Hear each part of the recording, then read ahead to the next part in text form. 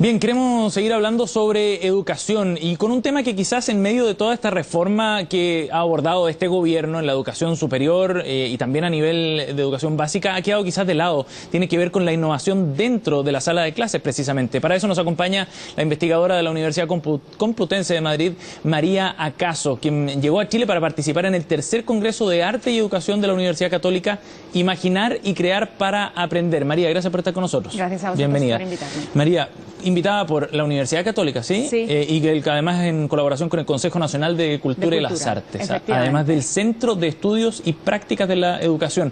Y es largo el título, pero me detengo en eso porque es el tema central de lo que vienes a conversar, de lo que ha sido también tu trabajo, y que además, como decía yo, es un tema que resulta apasionante, sobre todo por los avances tecnológicos, por las nuevas generaciones que uno ve cómo están enfrentando este mundo de manera distinta.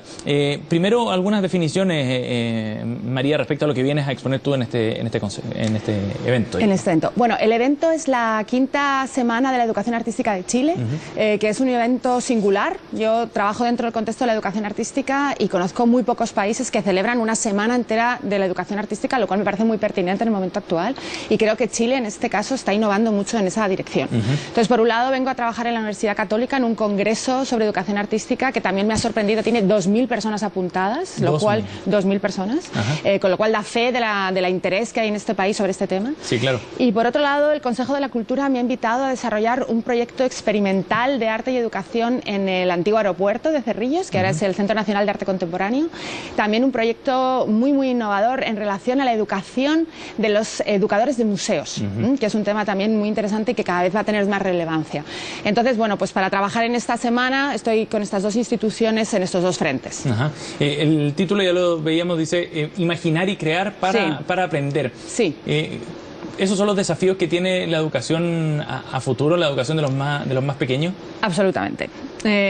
Tenemos que tener en cuenta una realidad, y es que de aquí a 10 años el concepto de empleo va a cambiar radicalmente. Vamos a automatizar muchísimas de las tareas, es decir, vamos a perder muchos empleos que van a realizar las máquinas. Claro. Y entonces lo que tenemos que centrarnos en ver qué capacidades puede hacer el ser humano que las máquinas no pueden hacer. Entonces hay claramente 3 capacidades que las máquinas no pueden hacer, que son las competencias creativas, las competencias críticas y las competencias emocionales. Y justamente esas 3 competencias son muy ampliamente desarrolladas con la educación artística, con el arte. Por lo tanto, la educación artística, todo lo que tiene que ver con la creatividad, la innovación, el pensamiento divergente, va a ser un elemento básico para quienes quieren desarrollar trabajos en el futuro, y por esta razón es muy importante que los Estados lo entiendan y promulguen leyes y acciones que desarrollen el arte como una metodología en la escuela. ¿Tú has podido tener acercamientos a la malla curricular acá en Chile? Sí, más o menos. Te lo pregunto porque siento que la malla curricular acá en Chile no tiene demasiada innovación. O sea, lo que le están enseñando hoy día en los colegios a los niños es lo mismo que me enseñaron a mí hace 15 años y un poco más. Y es lo mismo que le enseñaron probablemente a la generación anterior también, con ciertas variaciones. Entonces, la velocidad de los cambios es tan fuerte y los cambios que se producen dentro de la sala no van a la misma velocidad. Eso por supuesto, no van a la misma velocidad. Nosotros vivimos en un mundo súper acelerado en el que ha habido 2 revoluciones tecnológicas grandes. La primera fue la entrada de los ordenadores en nuestra vida, pero ahora mismo asistimos a una segunda revolución que está afectando mucho al educativo, que es la incorporación de la telefonía móvil y de las redes sociales en nuestra vida, ¿no? Podríamos hablar de una educación antes de Internet y una educación después de Internet. Y la educación después de Internet tiene una serie de características muy importantes, ¿no?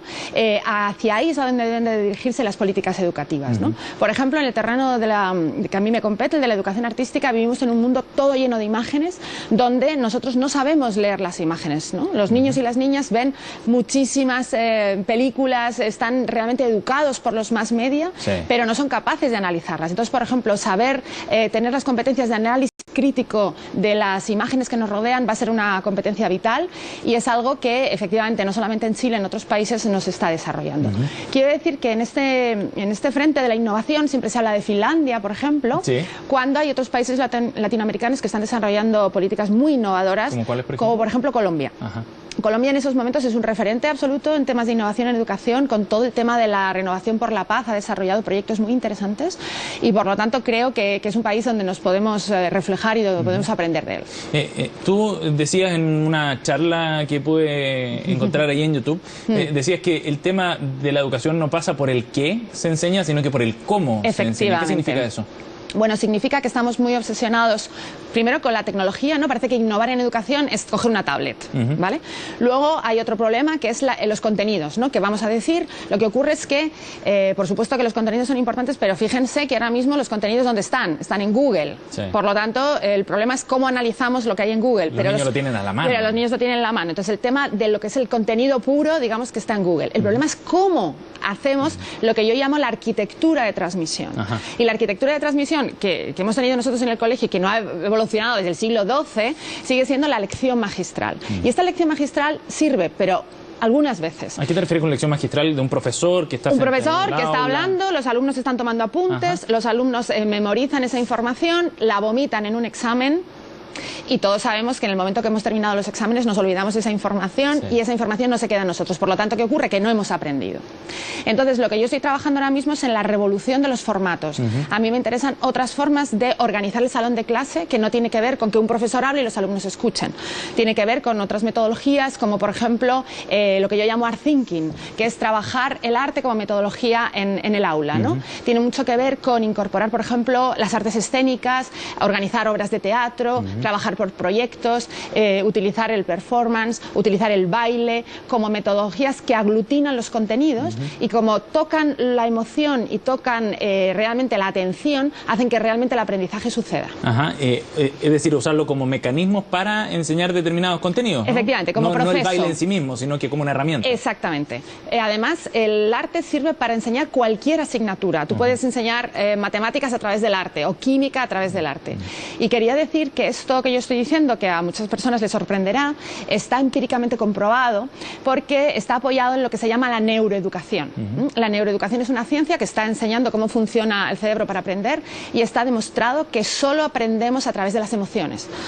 Como el arte es un vehículo potenciador de lo emocional, es la mejor herramienta para producir aprendizaje.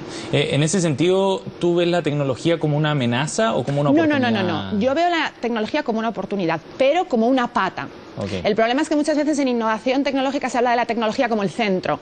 A mí me parece que esa innovación tiene que ser holística y tiene que tener la tecnología, tiene que tener la metodología, ¿no? Tiene que tener la selección de contenidos críticos y otro elemento, por ejemplo, muy importante es que tiene que también tener el cambio de los espacios. Una clase ahora mismo, un salón de clases, con las sillas situadas todas iguales, las mesas iguales, el profesor en la tarima, imposibilita estas nuevas metodologías. Entonces también hay una revolución muy profunda en el cambio de los espacios escolares y el diseño de los salones de clase. Que tiene mucho que ver con la forma en la que los niños también entienden las relaciones sociales, ¿no? Porque por supuesto. Los niveles de jerarquía y de autoridad son distintos. Efectivamente, estos salones de clases diferentes generan relaciones mucho más democráticas y generan algo que es muy importante y es que los estudiantes enseñan al profesor. Y eso es una realidad, sobre todo con la tecnología en los salones de clase, ¿no? Los niños y las niñas saben mucho más tecnología que el maestro. Y este acto de enseñar al maestro lo que hace es que potencia el aprendizaje de los alumnos. Por lo tanto, es muy importante entender que aprender no solamente va en la dirección profesor-estudiante, sino también estudiante-profesor, estudiante-estudiante o incluso hacia uno mismo. Es un tremendo desafío, no solo para los sistemas de educación, para los ministerios, en fin, autoridad burocrática, para los profesores es fundamental.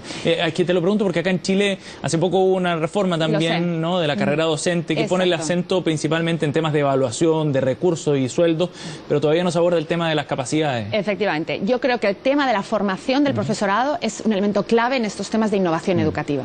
Chile creo que con el proceso que ha llevado a cabo ha mejorado un poco el salario de los docentes, pero realmente la profesión docente es la profesión más importante para un país porque estamos formando, ¿no?, a la ciudadanía. Entonces yo creo que ahí hay que hacer un esfuerzo por invertir en unos buenos salarios docentes, invertir en una buena formación del profesorado y invertir en la apreciación social del profesor. El profesor es el eje de la sociedad. del futuro. Por lo tanto, tenemos que creer que los profesores son intelectuales, no son personas que cuidan a los niños como si fuese un parking, ¿no? Y entonces este cambio de la apreciación social del profesor es imprescindible para que la innovación educativa suceda. Sí, claro. Y este tipo de instancias como el congreso del que vas a participar, que también van a ayudar muchísimo a eso. Totalmente. María, muchas gracias por haber venido hoy. Muchas gracias a vosotros.